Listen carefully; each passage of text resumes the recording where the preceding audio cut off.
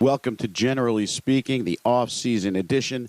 I'm your host, Angelo Fioris, also known as @NJ_Generals on Twitter, part of the USFL Today. Follow me and the @USFL Today account on Twitter for all the news, notes, and information about the USFL. No one covers the USFL like the USFL Today. So, Generals fans, special show today. I've been bringing on some of the newer Generals, some of these younger guys that have just been getting signed over the last month or so. But I'm very privileged today to have Scott Flanick. Scott, how are you? I'm doing good, man. How are you? I'm excellent. Welcome to Generally Speaking. It's so cool to have you on the show. Scott, you're the long snapper, and people don't really think of the long snapper that much when we talk about our teams, but it's a key position. So many different outcomes are hinging upon you being able to do your job correctly and consistently. So tell me about how you got into sort of being a long snapper. It's an acquired skill. It's not something anyone goes for when they shoot out to be a football player initially. So tell me about your story and your journey to being a long snapper. Yeah, so it started, ever since I was a little kid. My uncle, Mike Kislak, he played for the Dallas Cowboys. And then my other uncle, Dave Kislak, played for SMU. They both long snapped. My uncle was a center. My uncle Mike was a center. And then my uncle Dave was a long snapper and a defensive lineman. But they told me and my brother, since we were like little, we'd be out in the yard whenever we'd have like family get-togethers. Like, if you guys want to go to college and play for free, like, this is going to be the thing that you should learn. Wow.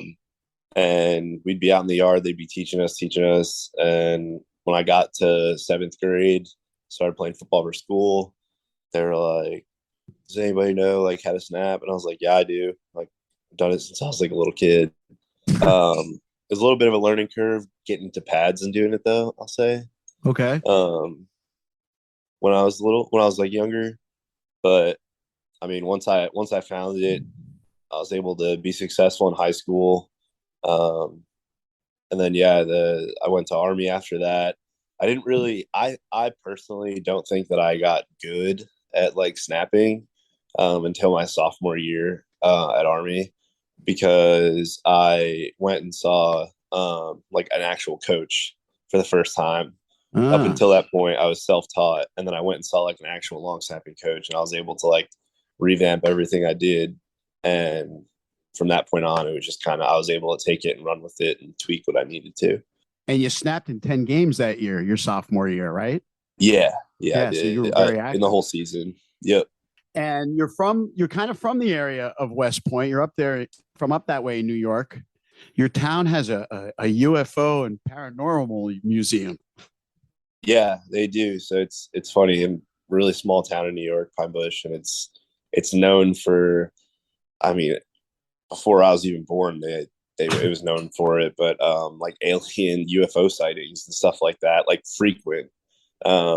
Which also, I don't have a belief one way or the other, but it was also around the time I think that like the secret planes and stuff were being developed. All So right. that Like was the a stealth bombers. high traffic area. Yeah. That's funny. I was, as I was looking up where your school was located in New York, I noticed that the paranormal museum was not that far from the high school. Pretty funny. Yeah. I noticed something else. Your uncle, who played for the Cowboys, also played in the World League of American Football, He and did. he played for Coach Riley. Coincidence? Uh Not really. Tell Well, me about the connection. Tell me about the connection. so he played for Coach Riley in the World League way back in the day, and then when the USFL started to really develop and they hired the coaches and everything, I asked him if he knew like any of them, and he was like, Coach Riley, like Mike Riley, and I was like, yeah, and he was like, I freaking played for him. Wow. Like, he's like, that was one of my old coaches. So, and it was funny, like he would, because Coach Riley's like a special individual. Like if there's another person like him on this earth, I'd be shocked. His like mannerisms, everything. Like, but it was funny because my uncle was like, yeah, does like after games or something, he'd be like, do you still do hip hip hooray? And I'm like, yep. So like even back then, like he knew. So it was really funny that So ended coach up being.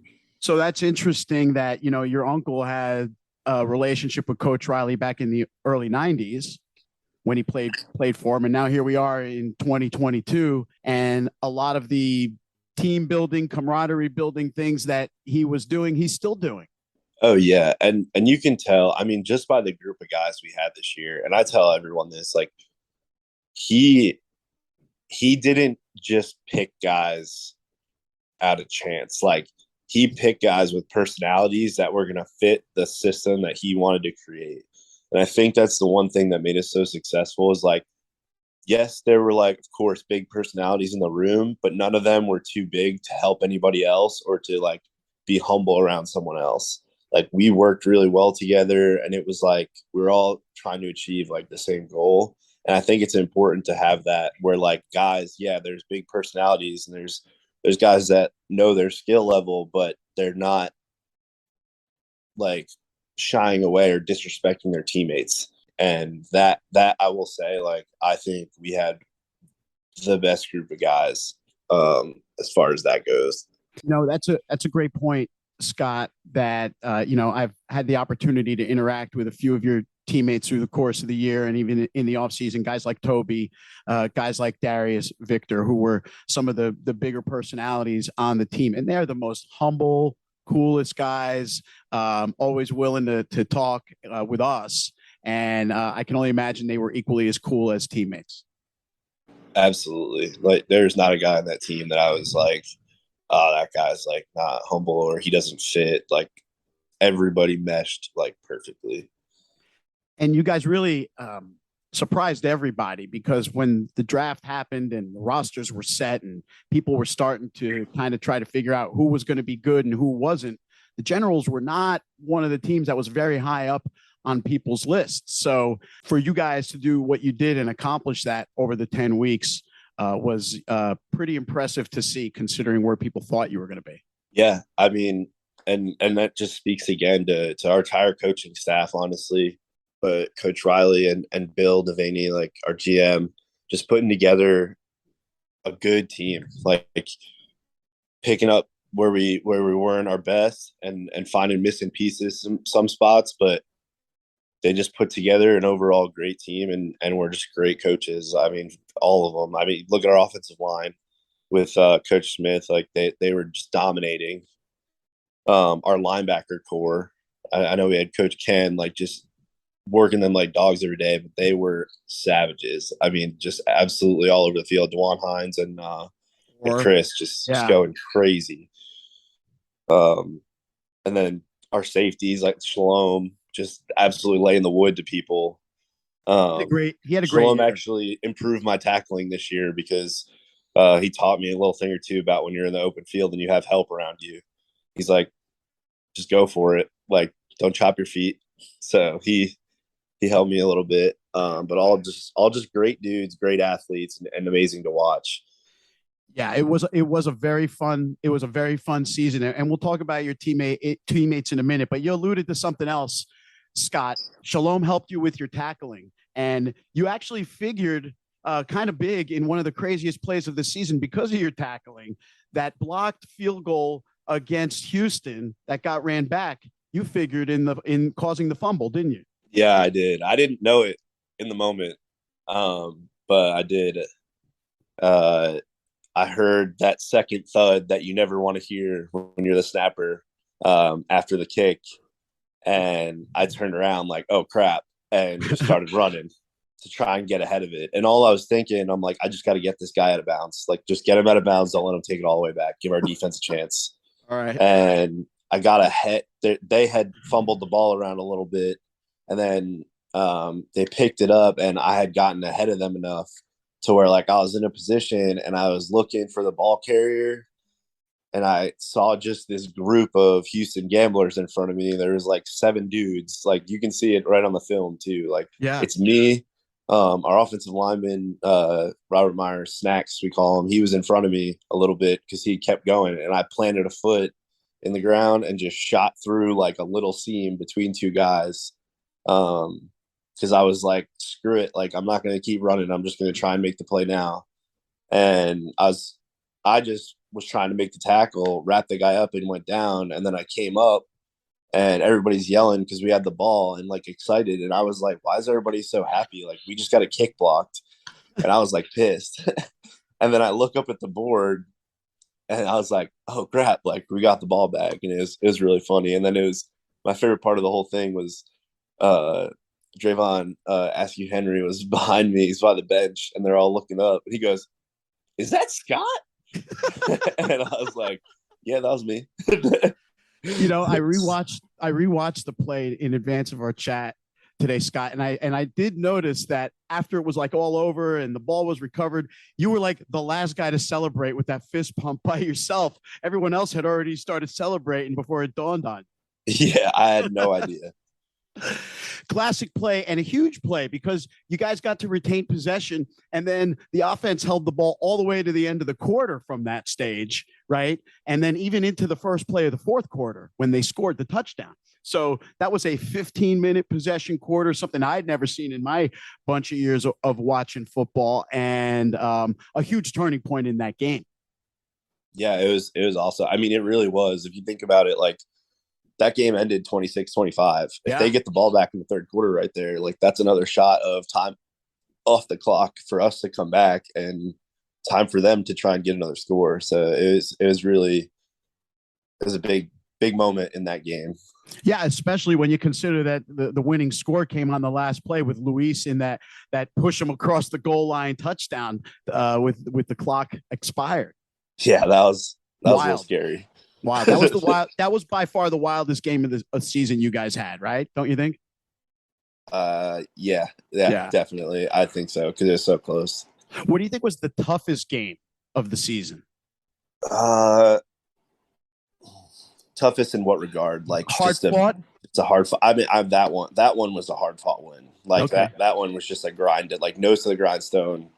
Like we got to find a way to win, and great teams find a way to win, and we were able to do that. So it was awesome. The big play in that game on that last drive was that crazy 4th and 1 where Luis was rolling out to the right and he looked like he was dead to rights, about to get shoved out of bounds or taken down. And he just hung in there till like the last second and somehow found Braden Bowman, I think it was, right? It was Woody Brandon along the sideline. Yeah, I know exactly what you're talking about. What a play, Scott, to keep that drive going because the game was over right there. Luis was. Oh, yeah. If you watch that, you still wonder how Luis found him. Yeah, he looked like he was dead to rights, and then he just dumped that little pass off, and I was like, "What the?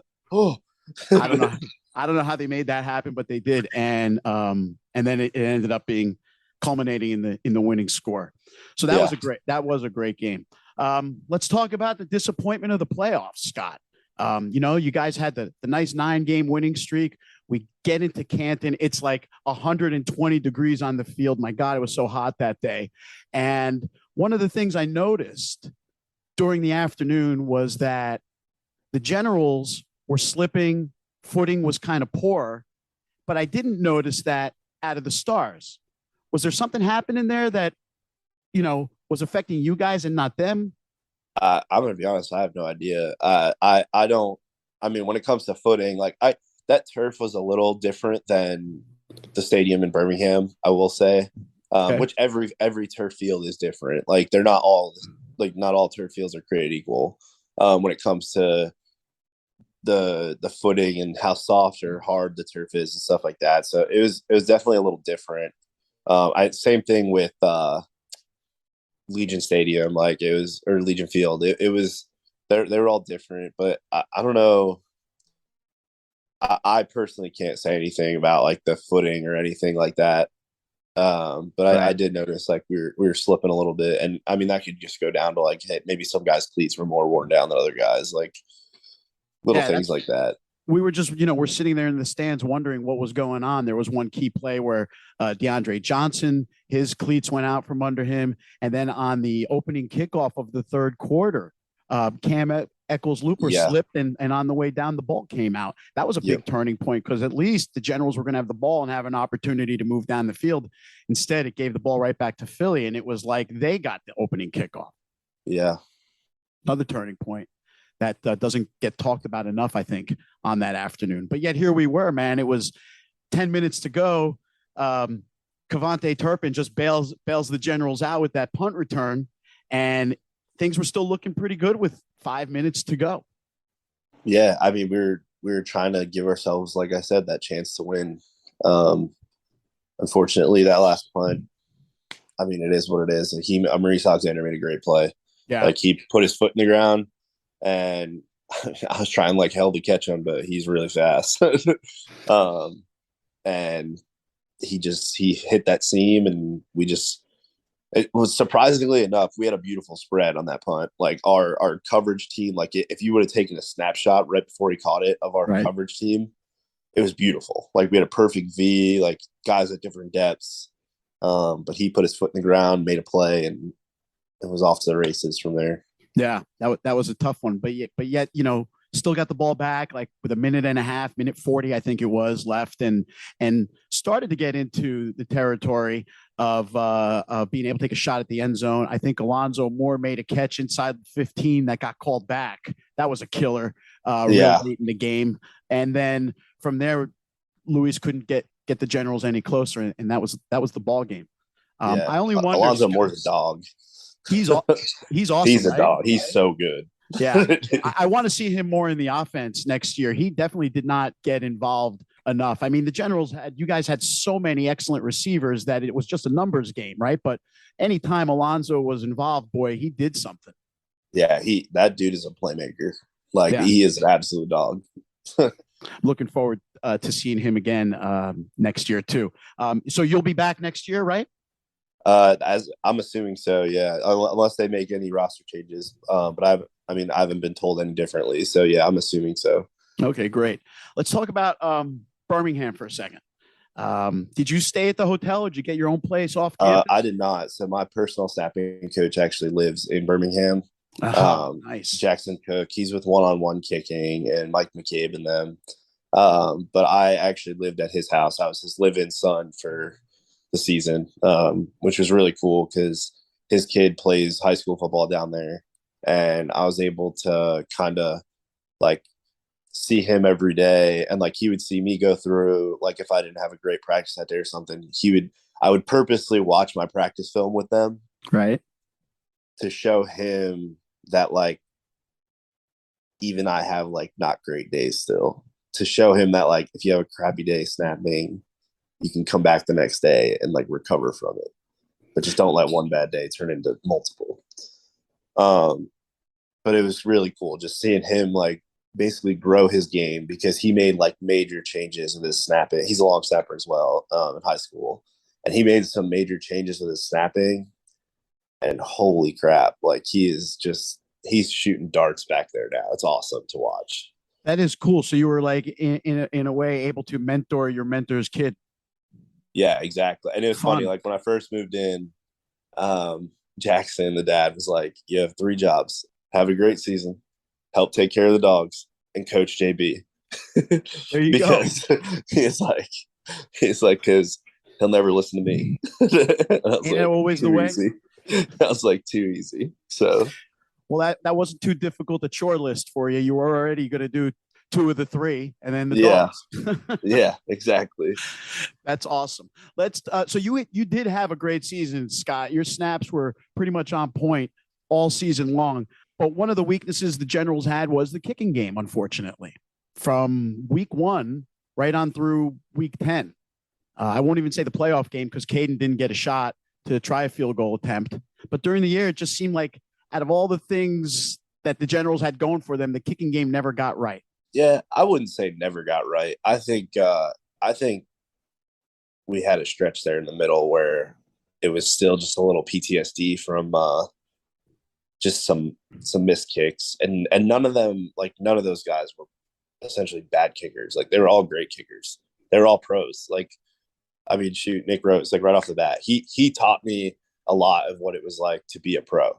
Right. And to show up to practice and know like what to expect. Like, should I get that opportunity at the next level as well? And he just like was a pro and was very good at what he did. I mean, I've seen that dude smoke the ball. Right. But I think due to some unforeseen circumstances in the first game where the balls were switched out on us with the chips, And that happening, and then us trying to adjust in practice, and then switching like last minute, being like, no, you can use them, and then it was just a whole big mess with like that first couple games, and I think that kind of definitely had an effect on the other three games for him, and then Austin came in, and I think Austin did a great job. Started out great.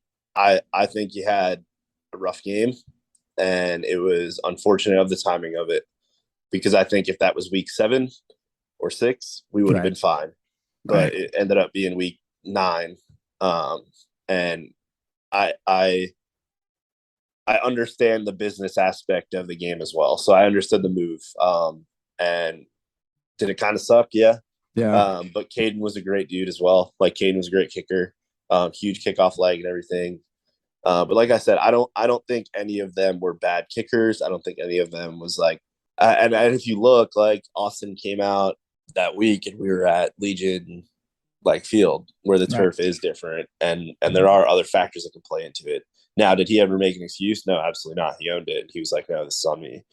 Um, Still keep in touch with all those guys though, and they're all great dudes. And that's what was puzzling, Scott. You're right. Nick Rose had proven already that he was a good kicker.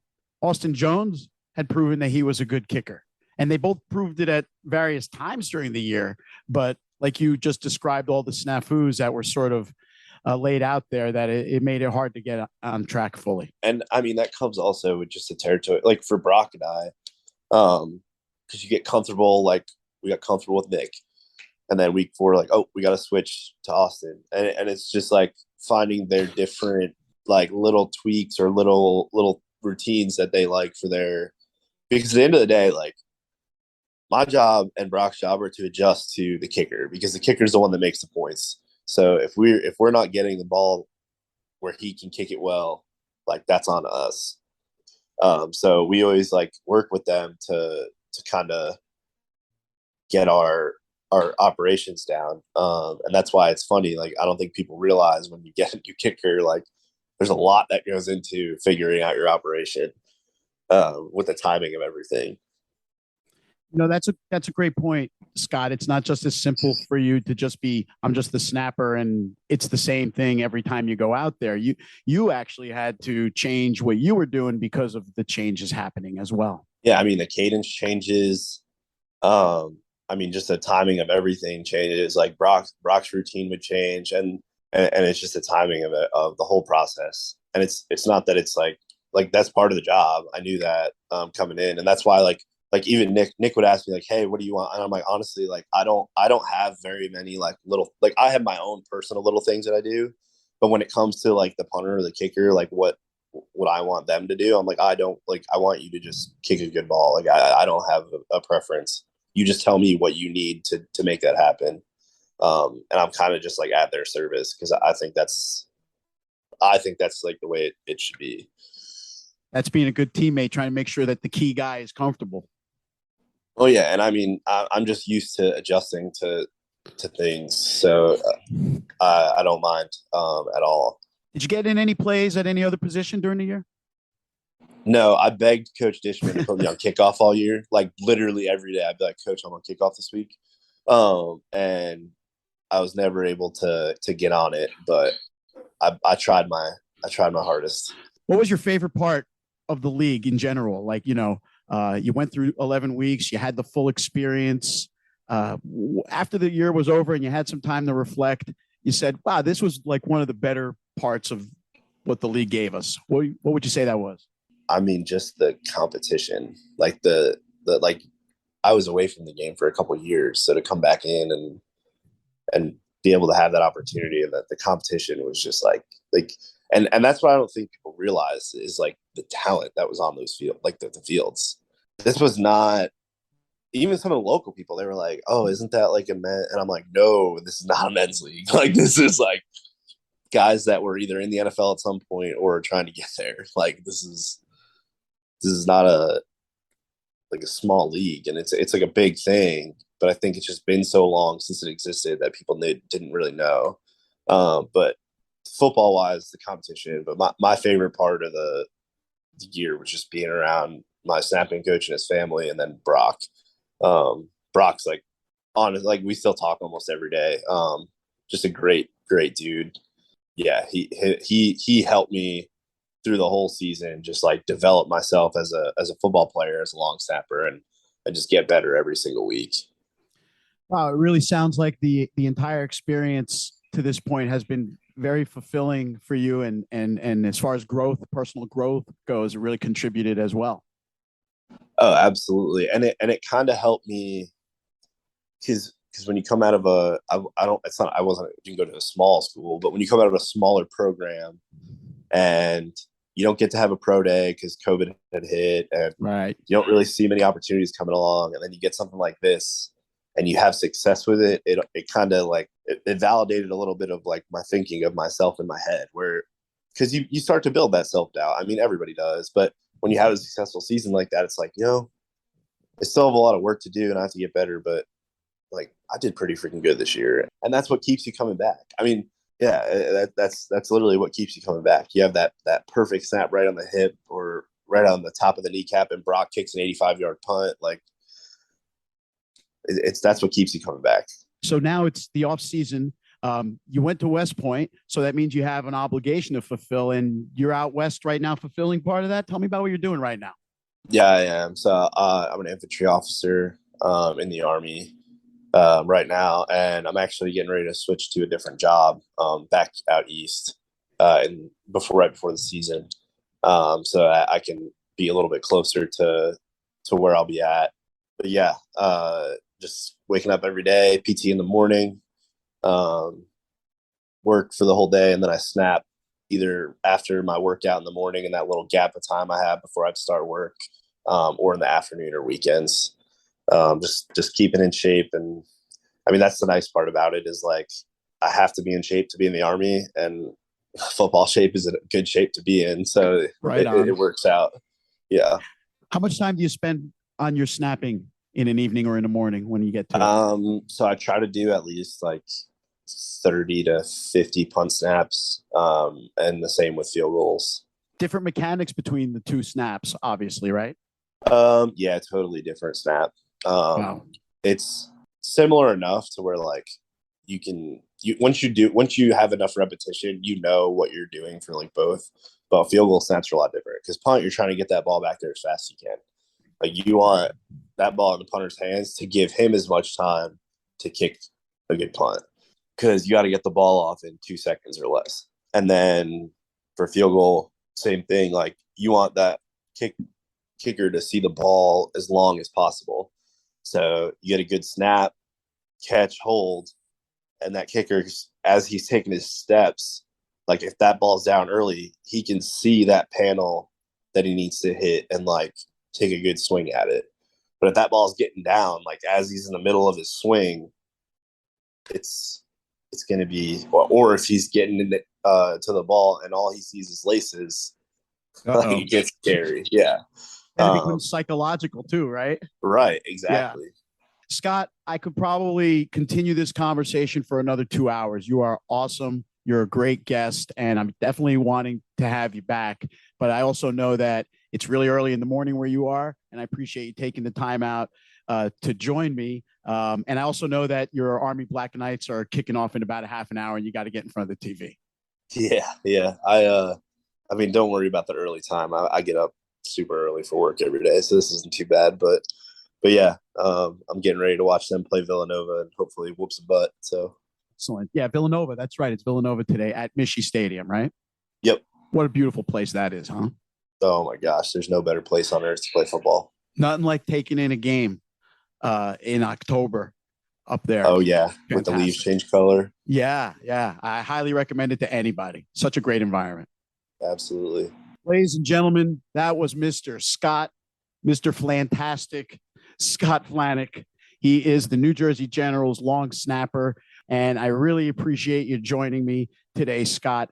That's it for this week's edition of Generally Speaking. I look forward to all of you joining us again next week when I have another guest. Not sure who, but there's a few people lined up. We will see you next week.